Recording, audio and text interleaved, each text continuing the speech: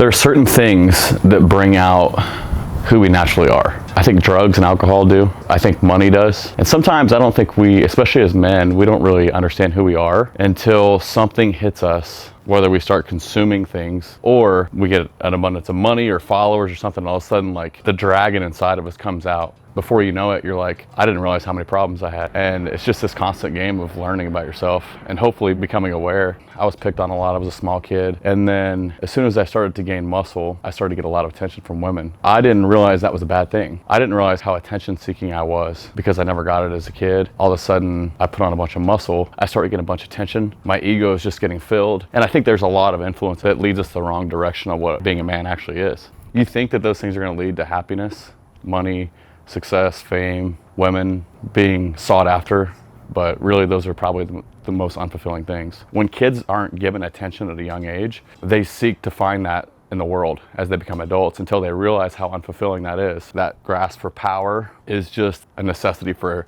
attention, but it's attention that needs to be controlled. But also, I idolized people. When you have a mentor or when you look up to successful men or successful women, right, and you idolize them, you do everything that you can to be them. In fact, many times you end up changing yourself, especially when you don't have you don't know your own identity. There was a part of me like 4 or 5 years ago that I was trying so hard to be someone that was super successful that I changed the way I talk, I changed my mannerisms, my behaviors. And I think we live in a world where people look for an idol and then they do everything they can to be that person. We live in this culture of idolization where we idolize people of success, and so we mimic all their behaviors. Now, can that be a good thing? Yeah. If you want to become successful, mimic the behaviors of people that are successful, right? That theory does hold pretty strong. But if you're always looking up to someone, you're always chasing, and that chase never ends. Do I want to be financially successful? Absolutely. But what does that mean for me? And what am I willing to sacrifice to do that? Some people will give up everything, right? They'll give up their family, don't spend time with their wife, don't spend time with their kids. They're hustle, grind.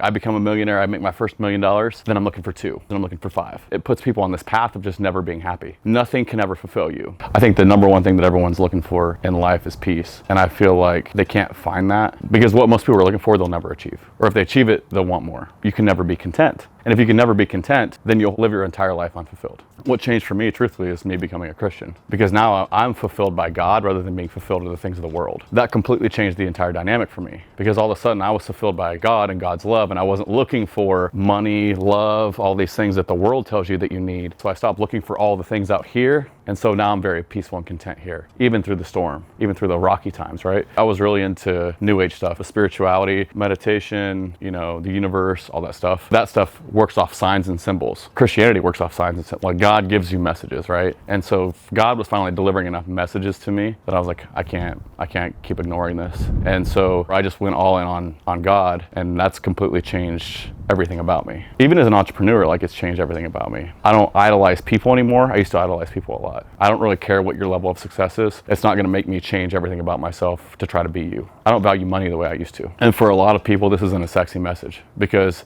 if you look at culture right now, it's look up to the people with the large amounts of money and large amounts of followers and all the cars and the houses and all that stuff. So people chase that because they want that level of success, but that just doesn't fulfill me anymore. But I know for a fact at 34, with the long life I have left in me, that I will have peace and content every day of my life. And there will be storms and highs and lows, of course, and there will be things that rock me, but I know that the chase is over for me. So I have this peace in my heart that I've never had in my life. If you look at the first 33 years of my life, as I was chasing things, chasing attention, chasing money, chasing success, chasing fame, chasing followers, I was always so unfulfilled. Every day of my life. Fear is what kept me in it. Fear of failure, fear of looking like an idiot, fear of losing everything I had. When you achieve a level of success and you're fulfilled by the world, there's a lot of fear in me that if I go back to where if I was to lose something, what would everybody think? The fear of like not being able to feed my kids kept me going for sure. I think a lot of times in this world, we're driven by fear. And I think that as a Christian now, I don't really fear anything. I know I'm taken care of.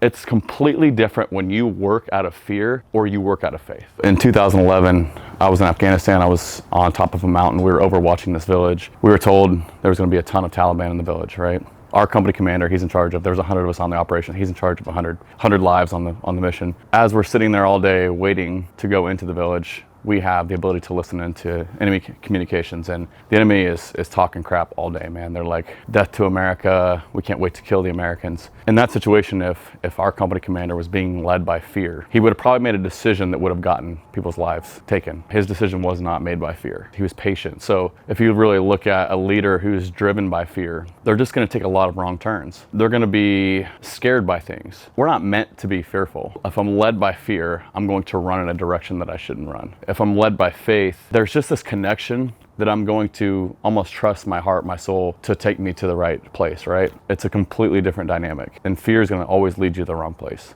In a business situation, let's say business leadership, if all of a sudden my sales start declining, the natural tendency for a leader out of fear is going to start pulling back resources, cutting this, cutting that, right? When in reality, those are the times that you actually need to go all in. It's when you need to you may need to muster your resources, you may need to cut a few things, but in order to get through the storm, I actually need more strength. And if I'm cutting all my resources, I'm actually just going to dwindle myself back to where my revenue is just constantly declining. Right during COVID, my sales were declining. I didn't cut my resources at all. And were there still highs and lows in that? Of course. But if I would have operated out of fear, I would have started to cut employees, cut a bunch of things very quickly, and I would have probably deteriorated my company in 6 months. But instead, just because I have had good mentors that were like, when things are bad, push through with all your strength, it allowed me to continue moving through the storm, through the hard times, and we had some really good months on the backside of that. If you want to live out of abundance and not out of fear, just like working out, that's a daily practice. I have to change the way I think about things so that when I become fearful, I have to have awareness in that and change. What could actually go right about this versus what could go wrong? Because the natural tendency is to always think that things are going to go bad, right? If I'm not constantly looking at where I want my company to go and what it can become, yet I'm just living in the space of where it's at and hoping it doesn't decline, then I'm probably going to fail, truthfully. Part of it's just being able to vision. It's training your mind to always be looking for what the good is, but that's just a lot of mental training. It's a lot of psychology. It's a lot of priming your brains, visualizing the future, visualizing what's possible instead of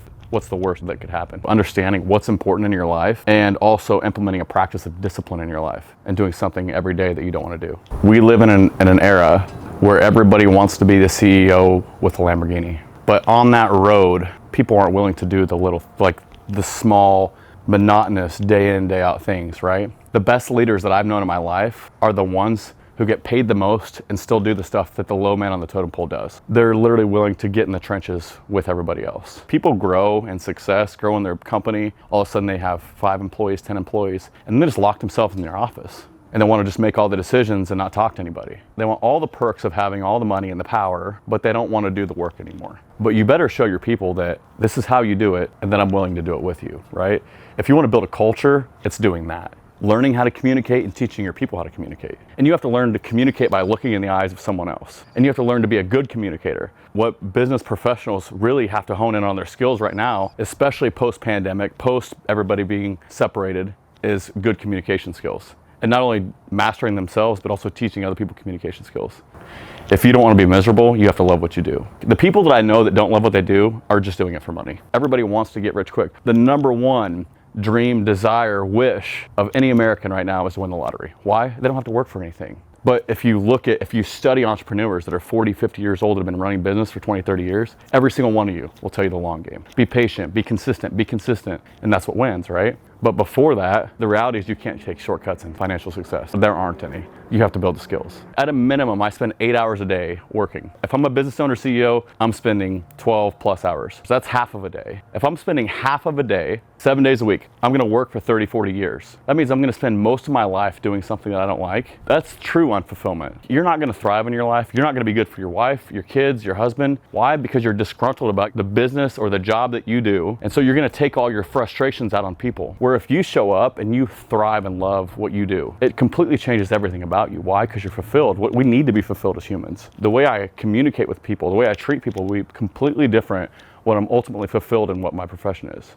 Passion is probably the thing that fuels you the most. That fire burns a lot hotter than a desire for money or desire for success. Passion burns a lot hotter and it lasts a lot longer. You'll 10x your results having a passion for it than if you don't. Like if I go work for a company that doesn't align in my values, I'm gonna be frustrated, upset, unfulfilled. If I go start a business and a thing that I'm not passionate about, I'm gonna be frustrated, upset, unfulfilled, right? A lot of people don't know what their values are. Everyone should write down the top 5 things they value. Everyone should write down the top 5 things they love to do. And if you only like doing 3 things, then write those down, right? Try to make your career around those things. Whether you're employed by someone else or you're self-employed, you need to find things that align with your values and your passion.